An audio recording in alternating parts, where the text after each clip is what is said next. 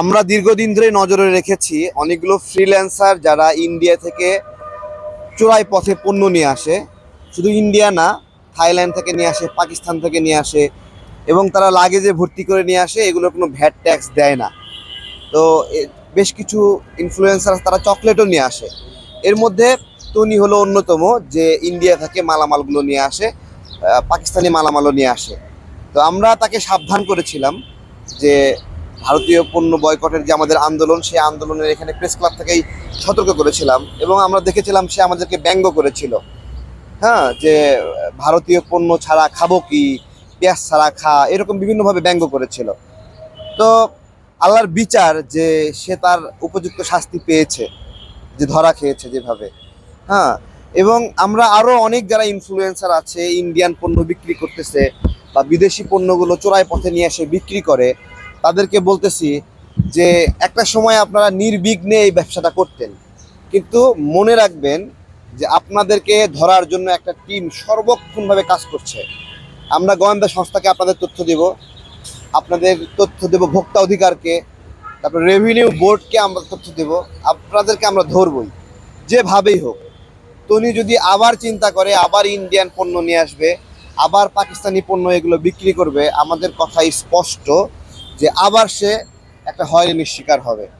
এবং দেখেন, যে অভিযোগটা আসছে যে তনি তার আউটলেটটা খুলেছে কাপড় বিক্রির নামে, কিন্তু সে কসমেটিক্সগুলো বিক্রি করতেছে, বিভিন্ন কসমেটিক্সের জন্য কোনো অনুমোদন নেয়নি।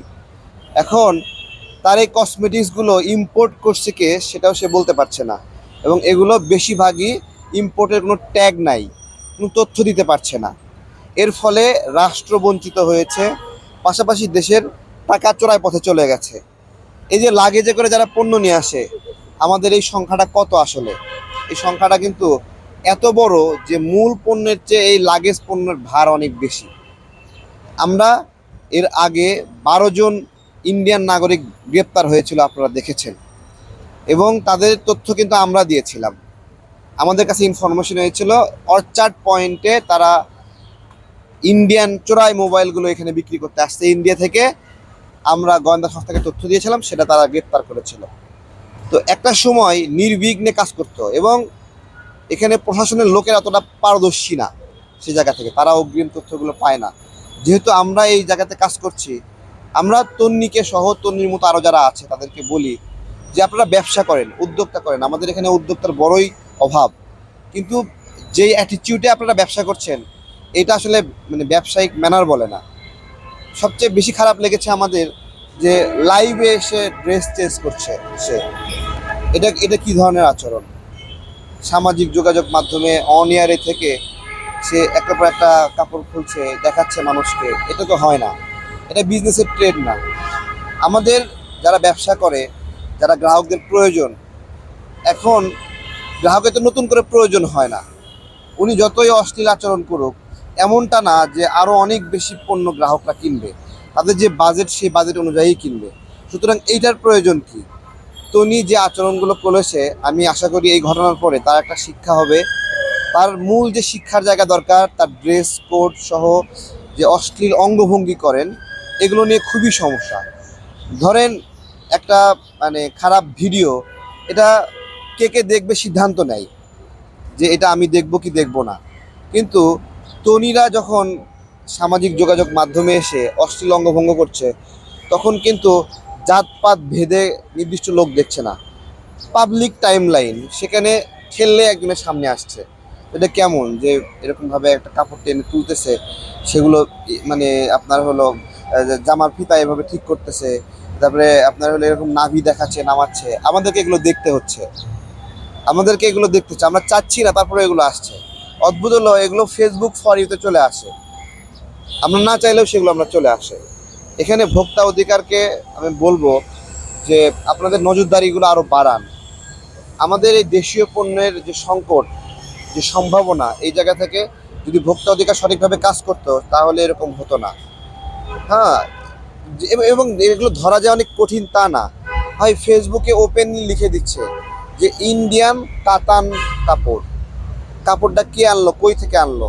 এগুলো কি ভোক্তা অধিকারের চোখে পড়ে না? প্রতিদিন তারপরে জামালপুরের একজন চকলেট ব্যবসায়ী, সে ফেসবুকে ওপেনলি পোস্ট করে বিক্রি করে যে ইন্ডিয়ান কিটক্যাট চকলেট, ইন্ডিয়ান কিন্ডার জয় চকলেট, এগুলো বিক্রি করছে, ওপেনলি বিক্রি করছে, আমাদের কিছু করার নাই।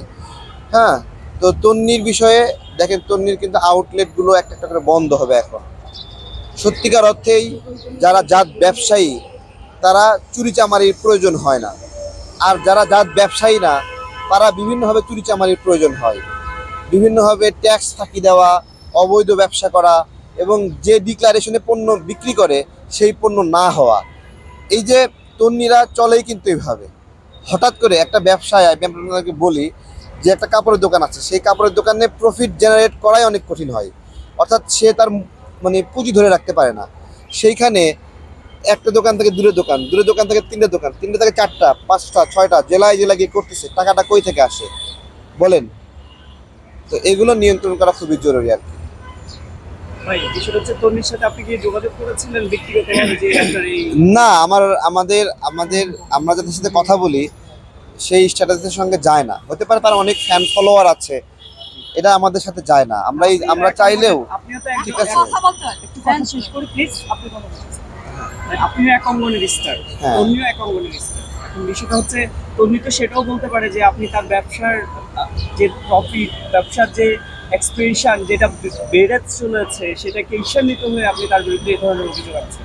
ব্যবসা তো কেউ না কেউ করবেই, টাকা তো কেউ না কেউ কামাবে। তন্নি কামাইলে আমার সমস্যা কোথায়? আমরা তো চিনি না। আমাদের আঘাত লেগেছে যখন সে আমাদের বয়কট আন্দোলন নিয়ে বাজে কথা বলেছে, তখন আমাদের আঘাত লেগেছে। ঠিক আছে, আমাদের লড়াইটা কিন্তু ইনকামের লড়াই না, এই লড়াইটা দেশের মানুষগুলো যেন ভালো থাকে। আমি তো বলি তন্নি একটা দেশীয় মানে হলো ইন্ডাস্ট্রি করে বসুক কাপড়ের, আমরা বাহাবা করি, তন্নির আউটলেটে গিয়ে লাইভ করে দেবো, প্রচার করে দেবো। সে তো তা করছে না, কিন্তু তাই না? সে হ্যাঁ, আচ্ছা, আপনারা যেটা করতেছেন তন্নি খালি দেশীয়, তন্নি যে নিজেকে নারীর শরীর থেকে পণ্য করতেছে, এটার জন্য কিছু বলতেছেন না? না, যুব সমাজ এটা আপনি যুব শোনেননি। সমাজ- আমি না না, এটা যুব সমাজ না, না সেটা আমি শুনিনি। আচ্ছা আপা শোনেননি, আমি বলছি ওরা যে উস্কানি দেয়, আমাদের- বাচ্চা পোলারে, আমাদের বুড়া বেটারে ধইরা আমি ধইরা একটু আগে উস্কানি বলেছি। দিয়ে টাক ঠিক আছে, ঠিক আছে। এটা নিয়ে আমি আরেক কথা বলতে দেন। আচ্ছা, আমি অলরেডি- আমি একটু আগে বলেছি, আপনি হয়তো বা ছিলেন না তখন।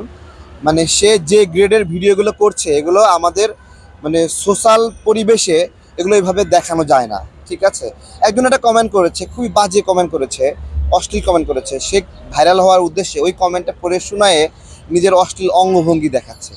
ঠিক আছে, হ্যাঁ, তো মানে সে সামাজিকভাবে যে বিয়ে করেছে, এই ধরনের সম্পর্ককে আমরা সাধুবাদ জানাই যে সে বিয়ে করেছে। এগুলো নিয়ে আমাদের কোনো সমস্যা নাই, ভাই, একটা এগুলো নিয়ে কোনো সমস্যা নাই। সমস্যা হলো এটা লুকিয়ে রাখছে। ভাই, তার যে একটা অভিযোগ, পাকিস্তানি পোশাকের নামে গুলিস্তান থেকে পোশাক কিনে আচ্ছা, মানে ওই পোশাকটা আসলে গুলিস্তানের কিনা, এইটা আসলে ওইভাবে আসেনি। ঠিক আছে, যদি এরকম হয় যে ইন্ডিয়ান পণ্য বইলা দেশীয় পণ্য বিক্রি করছে, আমি তাহলে এই কাজের জন্য মানে তন্নিকে স্যালুট জানাই আরো। ঠিক আছে, আবারও salute। আমি বলি কেন বলছি, মানে ইন্ডিয়ান পণ্যের কথা বলে দেশীয় পণ্য দিছে, যারা ইন্ডিয়ান পণ্যের প্রতি প্রেম তাদেরকে এভাবেই দেওয়া উচিত আমি মনে করি। বা পাকিস্তানি পণ্য, বেসিক্যালি সেই ইন্ডিয়ান পণ্যগুলো বেশি বিক্রি করে। এখন ইন্ডিয়ান পণ্য কেউ কিনছে না, তো সেজন্য সেই ইন্ডিয়ান পণ্য নামটা বাদ দিয়ে পাকিস্তানি পণ্য বলতেছে। বাট তার এই দেশীয় পণ্য বিক্রির বিষয়ে সে যদি দেশীয় পণ্যগুলো দেয় ইন্ডিয়ান পণ্য নামে, পাকিস্তানি পণ্য নামে, এটা খুবই ভালো। এটা আমি আমার পক্ষ থেকে বলি যে এটা আমাদের দেশের জিনিস বিক্রি হচ্ছে। ঠিক আছে, এবং ইন্ডিয়ার আমি একটা জিনিস বলি, দেখেন আমাদের গার্মেন্টস মানে গ্রেডিংয়ে ইন্ডিয়া চেয়ে আগায় না পিছায়। ইন্ডিয়ার একজন সাংবাদিক বলল বাংলাদেশের গার্মেন্টস ভালো, তাই এখানে 26 লাখ ওদের নাগরিক এসে চাকরি করছে। আমাদের গার্মেন্টস ভালো তারা ডিক্লার করছে, এখানে তারা এসে চাকরি করছে, এটার সম্ভাবনা থেকে। তাহলে আমাদের গার্মেন্টসগুলো ভালো থাকা সত্ত্বেও যারা ইন্ডিয়ান পণ্যগুলো বিক্রি করছে, ইন্ডিয়ান নাম ব্যবহার করছে, তাদের আসলে রুচির সমস্যা। এবং দেখবেন যে এখানে বঙ্গবাজারে বেশ কিছু দোকানে তারা কাপড়ে লেখে মেড ইন ইন্ডিয়া, বাট এই কাপড়টা আসলে যাত্রাবাড়ি তৈরি করা অথবা বঙ্গবাজারে তৈরি করা, এগুলো লিখে দিচ্ছে তারা। বেসিক্যালি এদের ওই শিক্ষাটা নাই যে বাংলাদেশের কাপড়টাই ভালো, এদের এই রুচিবোধটা নাই। ঠিক আছে, এবং এটা এটা এই তো যে দোকানদাররাই করছে, ব্যবসায়ীরা করছে, হ্যাঁ, বঙ্গবাজারের ব্যবসায়ীরা দোকানদাররা করছে, ঠিক আছে। তো এটা এটা আমাদের যদি এটা এবং আমাদের এই আন্দোলনের ফলে, আচ্ছা এই বিষয়ে আর না বলি, এটা এই ইয়ে হচ্ছে